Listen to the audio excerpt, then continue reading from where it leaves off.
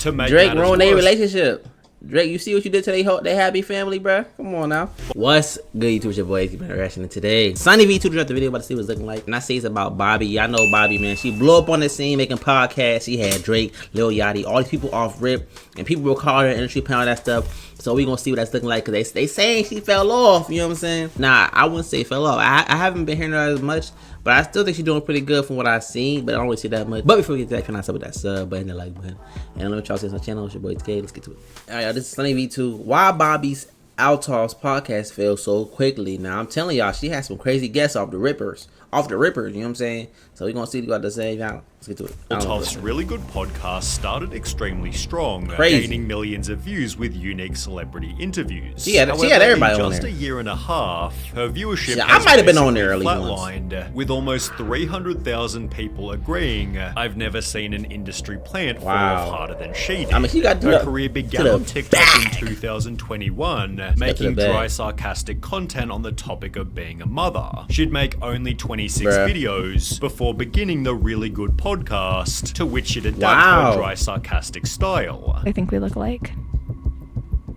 Kind of, but not really. A little. You're like me in a different font. The snippet quickly racked up almost 10 million funny views. The style was an instant success. This entire interview is like the calmest argument in history, and I love it. The snippets from her next episode went equally viral. The clips did really, really well on TikTok, so I was like, okay, I guess I like have something here. But it was the episode with Funny Marco that completely changed everything. Because not only did the segments again pull crazy numbers, but the full episode gained over 5 million views without a single hate comment anywhere in sight. It's rare that two people I've never heard of make me laugh for an hour it was straight. funny though, bro. This was special. Hilarious. This is hilarious. Marco has found the white woman version of himself. This should be a permanent duo. This is just the most cross-cultural, funny, awkward humor. People loved the honest branding of new episode whenever I can get someone to agree to let me interview them, the next of which being a very important person. My video with Marco went very viral, like very viral. And Drake liked one of the videos I had uploaded, and he followed me. Bobbi therefore tried to get him on. I'm gonna like shoot my shot to Drake, so I was like, when are you gonna come on my podcast? And it worked. He said, he was ready to do it. Landing Drake as her 4th ever podcast guest. From an entertainment standpoint, the title was you. Yo, if y'all seen the title of that, bro. The episode was basically perfect. The episode was Not only had she landed Drake, who never does podcasts, but she'd done so in a funny, intimate setting, whilst keeping it calm and relaxed, to the extent that people thought they were just old friends. Then she got divorced next week. That you were so calm next to Champagne Poppy, because if I was in a bed next to Drake, I would be freaking out. It therefore gained 10 million views in only 2 weeks, and added 700,000 subscribers to Bobbi's total count. However, as summarized by a tweet reading, Drake giveth and Drake taketh away, Bobbi's interview with Drake began to ruin her reputation. During the podcast, Bobbi had asked, am I your type? I'd do it. Thank you. And when Drake said that Bobbi should get with his friend, she seemed kind of interested. She said, I'd do it. If I could hook you up with anyone, it'd be my dog Smigs. Smigs? Smigs. Smiley. Can you tell me about Smiley? Let me show you a picture of him. That is hilarious. Is he well known, or are you just a friend of yours? The Funny Marco interview had a similar interaction. Are you hitting on me? You're not my type. What's your type? With Bobbi stating she started the podcast for the following reason. To have a way to meet people, and the podcast, I was like, I wish I could have collaborate with other people. Meeting new people likely wasn't sinister, Offset was on there but too? flirting with famous musicians seemed to annoy her husband, who filed for divorce only 6 days after she recorded the podcast with Drake. To make Drake ruined their relationship. Drake, you see what you did to they happy family, bro? Come on now. Bobbi also admitted, I flew all the way here. You did. I really do appreciate on my daughter's that. first birthday. You missed your daughter's first birthday. To be here. For a Drake regret that you'll never be able to undo.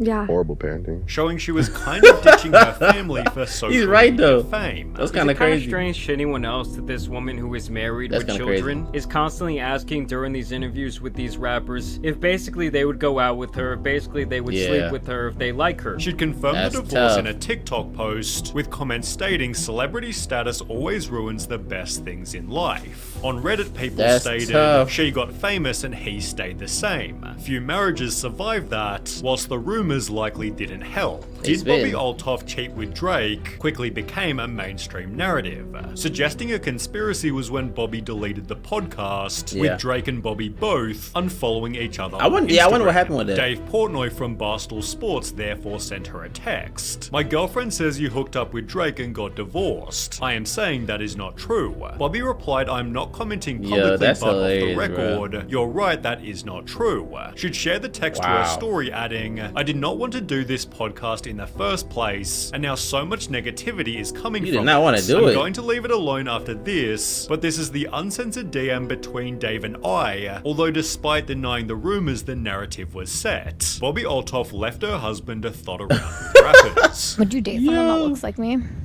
You kept it going. There's just a person. What does that mean? Like looks exactly like me. They have a twin. Maybe. If I had a twin, would you date them? If she was like cool and like, you know. The damage this did to Bobbi's image could be seen on her husband's Instagram, with comments reading, sorry that your ex sold you out for clout and fame, after which everything Bobbi did became some kind of drama. For example, she'd do a podcast with Lil Yachty, with people calling her ungrateful after she said this. I walked into his house and it was super awkward because like he's really kind of awkward. He didn't even like say hi to me. He's just sitting there with like his two assistants, and then he comes up, he's like, oh hi, gives me like a half hug, and I'm just like, hi, then goes back to his spot, and I'm like, dude, I don't even want to do this. I'm texting my friend like, Ashley, I need to leave, this is so awkward, I don't want to, like, what am I doing here? She wants to make awkward content and then put Yachty on blast. That's kind of crazy. Shaking my head. Gave her a platform and now she's shitting on y'all. See what happens? People then claimed that her fast rise to fame was orchestrated by her management company. I'm pretty sure somebody at WME started help pulling the strings to set all this in motion. Who also managed some of the people who appeared on Bobbi's show.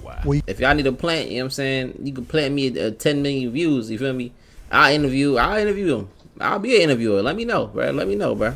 You got a great agent. Y'all got my contact info. You got a great agency, and you got great guests. Bobbi simply trolled the claims, but there were other inconsistencies. For example, she constantly claimed that she was broke. People think I'm joking about being in debt. I'm not. Like, I put every penny I had into this podcast. And told Mark Cuban this. I don't have any money. None? At all. I have debt, actually. You have debt? How much debt do you have? Like $20,000 of debt. Then further added in her Rick Glassman podcast. Every time a credit card maxes out, I have to switch to another. I have like 2 cards maxed out right now, so hoping to pay them off soon. However, people realized she spent $500 on Chloe sandals. She is not broke, she is broken. Also noting that her husband was a millionaire who had 170,000 students who'd bought his $43 course. Eventually, Bobbi also revealed that the podcast wasn't serious. So when you interview these people, you're not Bobbi necessarily. No, yeah, I'm just like a really dry person. That's kind of crazy. More of the magic that first made her interesting.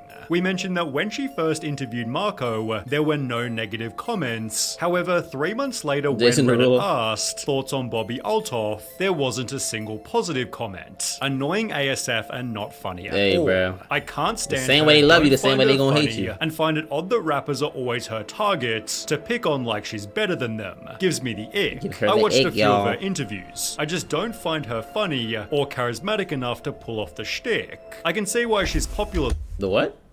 Is my vocabulary childish or something? I don't know what that means. Shticked?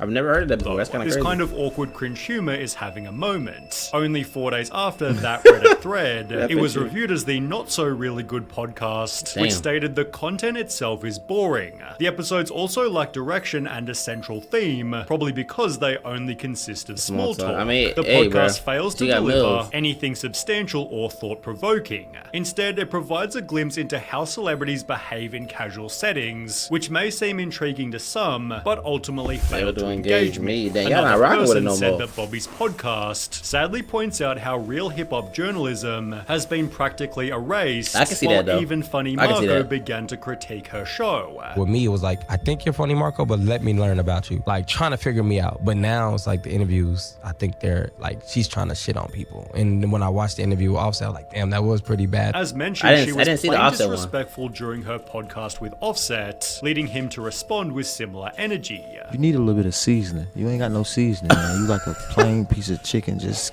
on the thing, pull it off, and then you serve it. It seemed this was where many... How did I miss that, bruh? You called her a plain piece of chicken, boy. You tell me plain white, no seasoning chicken. That's crazy. People quit watching Bobbi's show, aided by full podcast episodes that were just promoting products. In the process, she'd also change her appearance, leading to criticism bad enough for Bobbi to respond. What she did? I am so tired of all of the comments of people saying she ruined her face. The only thing I have done to my face is that I have a little bit of filler in my upper lip. Okay? I do not have cheek filler. In a different video, she talked about getting other procedures. I went in to get my zit injected and I left with Botox in my forehead, which, you know, that's fine. That's normal. I mean, have lines here. I don't care. I also didn't like that this would crease so much and I'd smile. So I got under eye filler. So I got Botox injected right here. Which, perhaps unfairly, has only led to even more hate. Her 15 minutes are up. Bye, Bobbi. I am so tired of Bobbi. Get off the internet boring. The last couple of months, however, have been even worse. For starters, the style of the podcast has changed. The dry, sarcastic humor has become normal conversation, and all the awkward, quiet moments are often removed in editing. Strangely, however, this only makes it even more awkward and less entertaining, as it feels like any other normal podcast. How old are you? Me, I'm 21. You're 21? Yeah. Oh, you're so young. I'm a baby still. Wait, I didn't realize you were so young. I thought we were the same age. Now I feel really old. How old are you? I'm 26. You're not really old. This entire you're not old, but that was weird. Like they are making small talk while waiting for something. She'd also do an episode with Dax Flame in which she was way ruder than any other podcast. What is something fun that makes interviewing someone fun for you? Just having good conversation. Okay, yeah, I love good conversation. Do you? It's so awkward. I couldn't tell. This genuinely was not even an interview. This was like bullying the nice kid and making him feel horrible in any way. He looked genuine when he said that. 2 months ago, she did this video here, which, judging by the dislike ratio, was yet another doozy. Y'all not feeling her And no then I more saw for this sure. video of a girl talking about how much she made from her podcast, and I mentally decided that she made like at least $300 a year on her podcast alone, and I was like, that's what I need to do next. Like, I need a podcast. I saw how much someone made and thought, that's what I need to do. Wow, what a passionate and inspiring I'm not judging for that. A lot of people do that. At the start of her career, Bobbi joked, not more money though, and that's all that matters in the world, but it seems that's now her actual philosophy. I didn't grow up with money. I am on a lifelong journey to get money. I love money's nice. It's amazing. I mean, you can't be everything the interview, now. Bobbi's viewership has significantly slowed. Her reputation is far from perfect, whilst her interview style has simply gone stale. Damn, Bobbi. Y'all really getting Bobbi out of here. What's it? Damn, that's kind of crazy. I'm not gonna lie. I haven't seen her interviews after the Drake interview. I'm pretty sure that's probably the last one I've seen. And like I said, it was funny at first, you know what I'm saying? But I can see how she can be dragging it on a little bit. And then that one with JoJo, when she was trying to be serious, that did seem kind of weird. So I get it. But I'm not even gonna lie, I'm not mad at her, bro. You know what I'm saying? You in it for the money. A lot of people are in it for the money. Like, not even just this, like, content. In general, anything in life, a lot of people do things just because they make money from it. So I feel like kind of judging for that's kind of crazy, you know what I'm saying? A lot of people are being hypocrite. But it is what it is, man. She getting into a bag. I'm trying to get to a bag. But with that being said, can I sub that sub? Hit that like button. Let me know what y'all say on the channel. It's your boy, TK. Now, we out here.